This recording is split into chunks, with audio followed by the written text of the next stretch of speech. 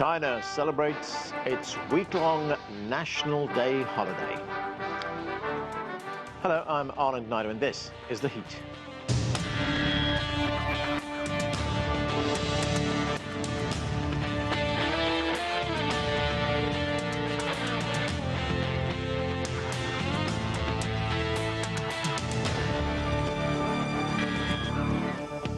Chinese people both at home and abroad are celebrating the 73rd birthday of the People's Republic of China. Saturday marked the beginning of the National Day holiday with a sunrise flag-raising ceremony in Beijing.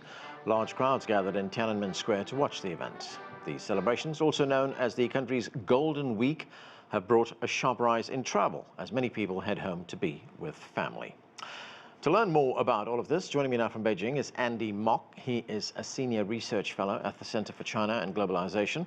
Also joining the discussion from Portland, Oregon is Liang. She is endowed chair and professor of economics at Willamette University. With us too from Beijing is Zoon Ahmed. She is a research fellow at the Center for China and Globalization. And from Shanghai, also joining us, is Josef Gregory Mahoney. He is a professor of politics and international relations at East China Normal University. Welcome to all of you to the show. Andy Mock, let me start with you. As I said, large crowds gathered in Tian'anmen Square to mark this National Day celebration. There was a flag-raising ceremony took place in the moments that the sun was rising. So give us an idea of why this day is so significant for China. Well, thanks for having me on, Anand. This is, of course, China's National Day. So like every country around the world, there's a day to recognize, to celebrate a country's founding, establishment, some key event. But for the Chinese people, this is especially significant because China as a civilization, as a state, has existed for thousands of years. And we know that in the recent past, it has faced a number of challenges. And in 1949, as Mao Zedong said, China has stood up. And I think this is a source of enormous pride for the people of China, of course, the Chinese government, but Chinese people all around the world that have seen that China is really entering a new golden age, perhaps akin to the Han Dynasty, the Tang Dynasty, where China really played a very important role in world affairs, culturally, economically, politically. So I think this is a very, very important day for the Chinese people. Right, and Andy, as you mentioned, China's role in world affairs, I mean, if we look at the past 73 years, China's influence and its role has grown very significantly, hasn't it? Indeed, it has. Liang, of course, we call this a national day, but it's actually a week-long celebration. It's known as Golden Week.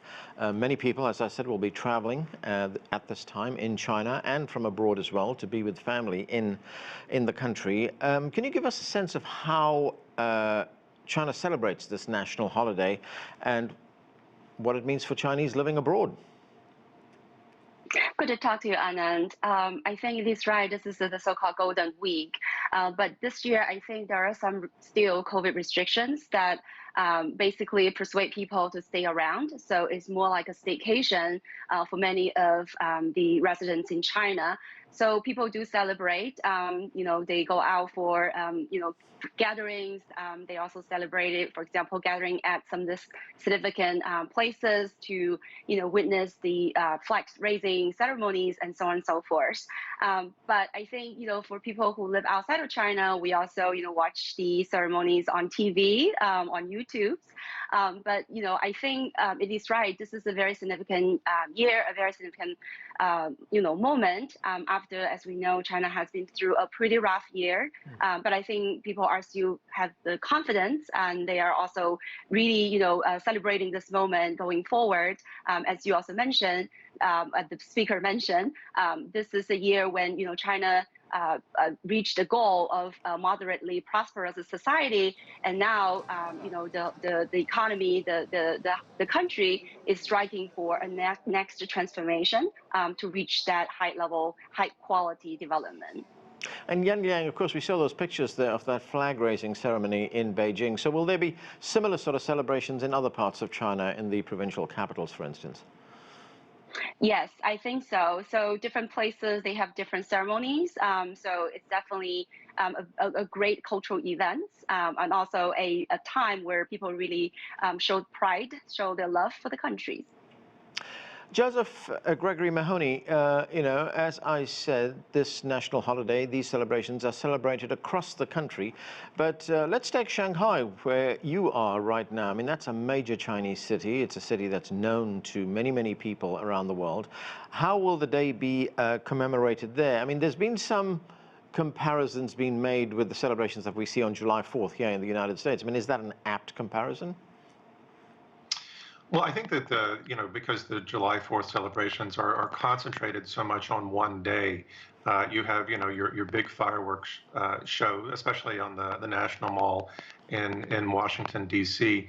Here, I think we obviously have the flag raising ceremony, and we had a lot of images and a lot of national pride associated with that day, but it's a little more diluted over the course of the week. For example, I was downtown in Shanghai a few days ago, walking on the Bund. There were flags everywhere along the Huangpu River. There were people taking photos in front of the flags with Pudong, Lujiazui, the Oriental Pearl Tower in the background.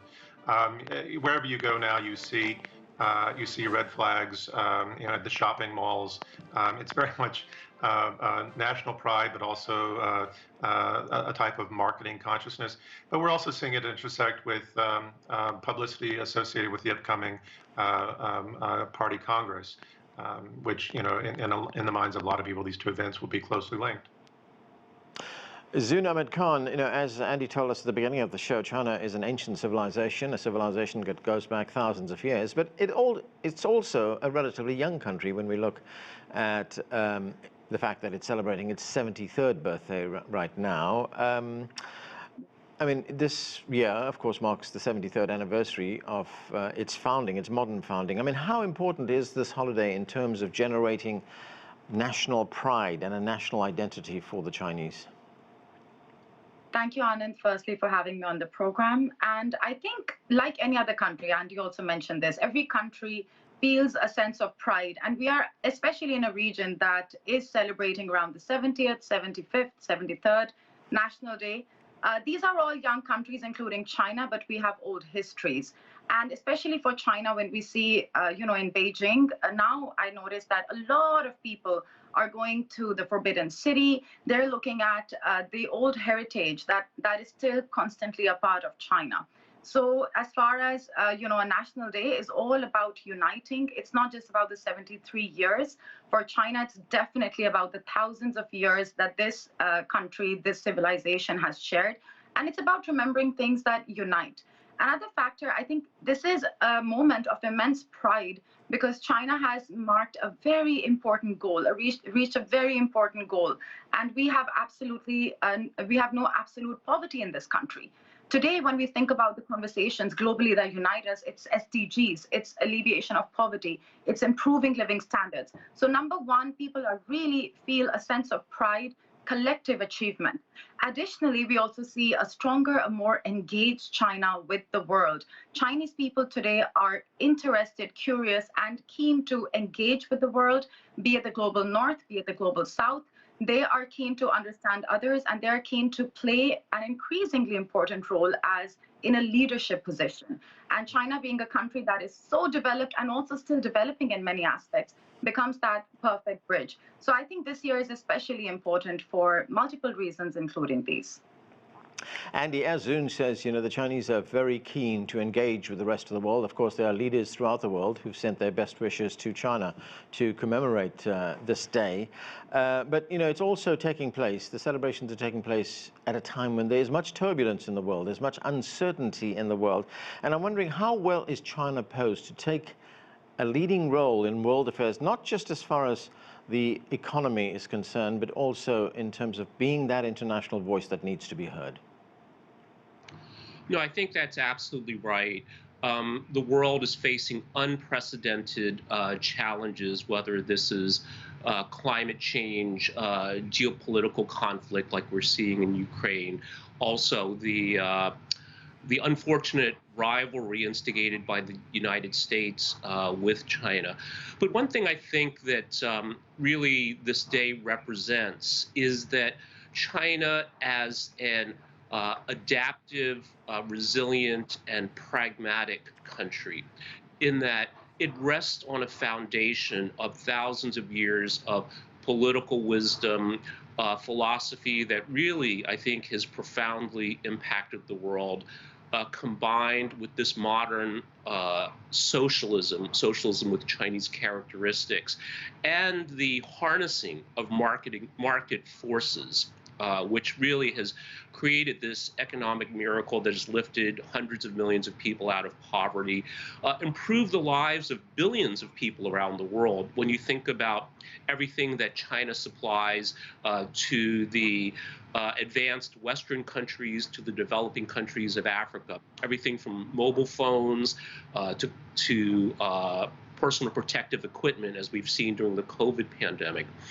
So it's not just economics. We also need to look at multilateral organizations as well. Everything from RCEP, the Regional Comprehensive Economic Partnership, while mostly economic in nature, but I think also brings together the countries from Japan, South Korea, the countries of ASEAN, to work together for a better future. And then look at organizations like the Shanghai Cooperation Organization, which focuses not just on security, but terrorism as well. So I think China really is playing a very important role globally. And we should not, of course, overlook the United Nations as well, where I think China has been a positive force for change and for addressing some of the challenges that the world is facing. Liang, as Andy just told us a moment ago, one of the things that distinguishes China in the world is the fact that it has this ability to adapt to changing circumstances, to increasing pressure that's being put on it from the United States for one, some of the allies of the United States for another. How would you assess the manner in which China is able to adapt to these pressures and meet these challenges? Right. So I completely agree. I think China is a very adaptive and pragmatic country. So I think the first thing that we notice is that, China is really much focusing on building its strength from within. So in the past 30, 40 years, China has, extensive growth, galloping growth, for decades. But, now China is aiming to transform its economy and build the so-called innovative, coordinated, green, open, and shared development. So I think this is really the road to the future. By strengthening its economy, by strengthening its own growth, China is able to lead by example. At the same time, I think, as Andy talked about, that China is playing an increasing important role in not only just the regional economy, but also in the global south. So, of course, China is not going to simply just look inward, as some of the commentators would like to put it, based on the dual circulation, the misinterpretation of that dual circulation model. But I think what China is doing is really trying to build its strength from within, and also trying to, lead the regional economy and also the global south, and also in a way engage with the global north, but in a cooperative manner. So I do think that, China is going to continue to play a very important role in leading the global economy and also in the global rulemaking. Since the global financial crisis, China's growth contributed to about 1/3 of the global growth. So I think even though now China is not going to pushing forward, that high speed of growth, I do think that, this high quality growth in China holds the future. Yang, just one specific point on growth specifically in China. Of course, at this time, there's a great deal of attention being focused on the Chinese economy and how it will perform in this final quarter. Do you expect to see significant growth? Right. I think most of the commentators would, forecast a relatively higher growth rate in the last, quarter. Some put a number about 4.5% or even 5%. But again, I think that it's really not a very sort of a significant number, right? Whether it's going to grow faster or not. I think what China is doing now is really to prioritize, right, its sort of health, safety of its people, and trying to pragmatically think about recalibrating, its COVID lockdown, and also trying to find a more sustainable way to develop the real estate market. So, it would be easy, right, or relatively easy for China to simply, for example, open the credit line and to open the economy, to the outside world to completely rescind that COVID restrictions to achieve a higher growth. But again, I don't think this is in the interest of China because, what China is doing now is to balance the short-term growth with more of a long-term goal. So we'll see if the government is going to come up with more stimulus packages to help the economy, which I think they will, but it's not going to be a very radical, package to completely sort of change that growth trajectory. Joseph, Gregory, Mahoney, the United States Secretary of State, Antony Blinken, he sent his congratulations to China on the occasion of this 73rd anniversary, this National Day, and he said, he welcomed China's cooperation in addressing global challenges in areas like climate change and in health as well. But at the same time, we see that the Biden administration is determined to contain the rise and growth of China. So do you see much of an opportunity for more cooperation between the two countries? A number of us were looking at his greetings for the National Day this year and comparing them with his greetings from last year, and they seem a little more limited in their welcoming nature this year. That what we look forward to cooperating on certain narrow issues, and I think China has made it clear that if you're constantly trying to compete with us and undermine us, undermine the one China policy, undermine us and promote separatism in Xinjiang, Taiwan, Hong Kong, and other places, then this fundamentally makes it impossible for us to cooperate on these other issues, because these are the first red line issues of our sovereignty and our security. Certainly, China, I think, has made it very clear that they are very ambitious to cooperate on climate change. We've long hoped that this would be the one area that we would see the two countries really rebuilding their relationship in the wake of the Trump administration imbroglio. But that hasn't happened because quite unexpectedly, I think, for some of us, we couldn't imagine that Biden would make things worse than his predecessor, and yet that's what we've seen. And now we see rising tensions and rising problems, and I think sort of a half-hearted greeting from Blinken, who really spends most of his time throwing verbal bombs at China and demonizing the Chinese political system. Andy Buck, what is your view on this current Chinese strategy of saying, well, look, we'd like your cooperation on issues like climate change, like health, like cooperating with us on countering terrorism, etc., but we're still going to fight you on the other issues? Yeah, I think it's unfortunate that the U.S., I think, has this approach of heads I win, tails you lose, which really goes against the most fundamental principles of human relationships, which is reciprocity. The other thing I think it's important to point out, too, along with the point that Joseph made about cooperating on climate change, other important factors, is that the U.S. is looking to slow down, contain China's technological advances.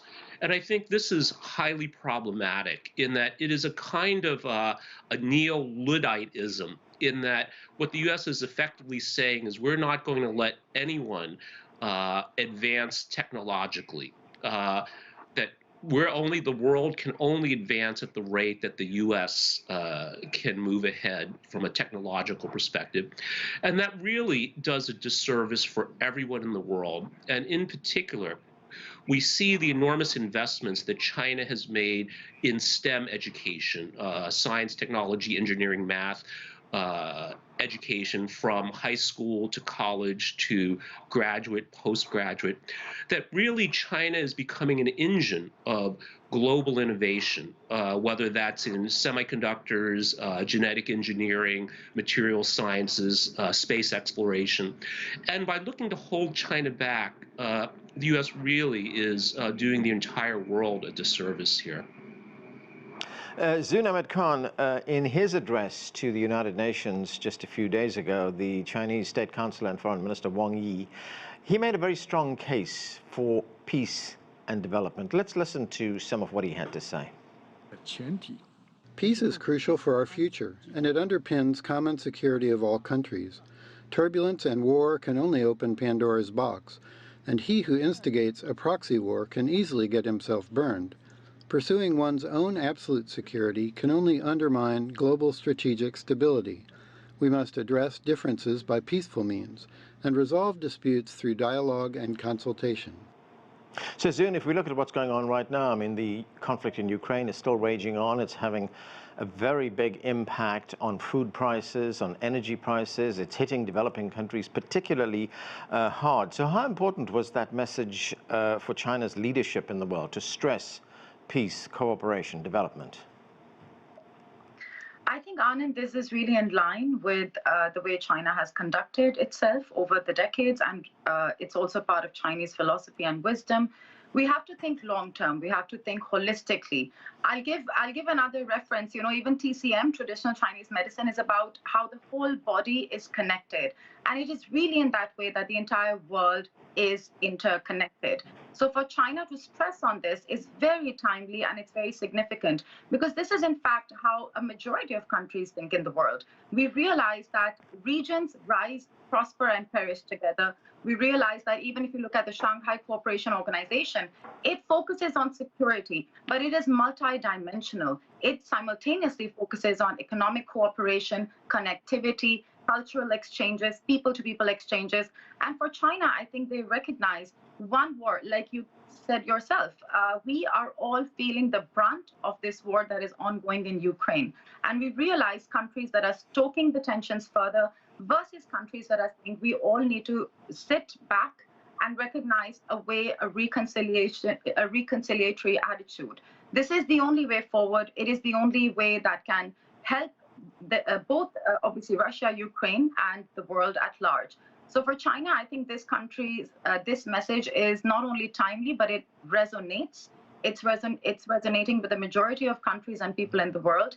And even when you look at the Global Security Initiative, collective, an idea of a shared future, even the BRI, the GDI, it's all about interconnectivity and building together instead of trying to monopolize and weaponize. So I think definitely we need more of this mindset. And for China to be the country saying this, being in the significant position that China is, it is a positive development for the world at large. Andy, of course, this is an important month for China. The Communist Party Congress will take place very soon. What can we expect there? I mean, put that into some kind of perspective for us at this time. Absolutely. So political commentators, investors all around the world are closely watching this from a short-term perspective. But I think also this is an important historic juncture. Many people, critics of China around the world, are questioning this policy of common prosperity, saying that businesses, entrepreneurs are being punished. But I think what they miss is that again, to go back to this idea that the Chinese government, the party, is both pragmatic and adaptive, and that economic growth in the first phase after economic reform to perhaps 5 years ago really required the provision of economic goods. China was a desperately poor country. People once upon a time craved having a bicycle. We look today throughout China that people largely have achieved a certain degree of material comfort and security. And I think we're shifting now, if we want to use like Maslow's hierarchy of needs, that once certain basic needs of physical survival have been met, people start thinking about psychological, social fulfillment, self-actualization. That we're moving to in this new era. While economics still is important, it's not going to be the priority, and certainly China's not going to worship the false god of capitalism or profits above people, profits at all cost.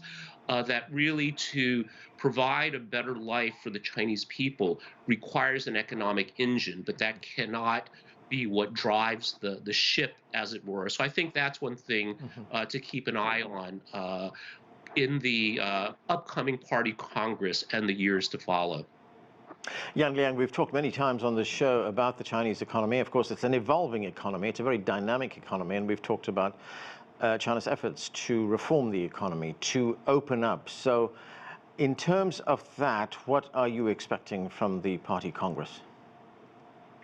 Right. I pretty much agree with the previous speaker. I think a lot of the economic sort of strategies that were promulgated by Xi Jinping will continue on. So as we understand, this high quality development notion was brought up in 2015 and was written in 2017's 19th Party's Congress. So I think we'll see continuity in terms of, for example, developing the so-called dual circulation to, rely on both domestic market and foreign market, but with the domestic market as the mainstay to build a unified market to improve, the sort of coordinations between regional economies and to, enjoy that economies of scale. And also the common prosperity, which again, as Andy puts it nicely, it is not just an equity issue, but it's also a growth issue. Right. I think many people, commented on China's growth has been imbalanced towards too much investment. And that common prosperity is precisely trying to strengthen the shared income and shared consumption growth.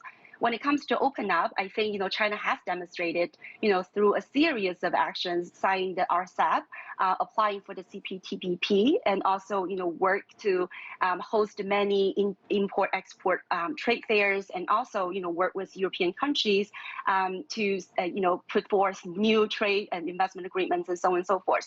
So I think it's clear that China continues to engage with the world, but Right. at the same time, I think it's important to understand that China is going to, firstly protect its core interest. Okay, and that's where we have to leave it. We have run out of time. Thanks to all of you for being with us. I'm Anand Naidu in Washington, D.C. Thanks for watching.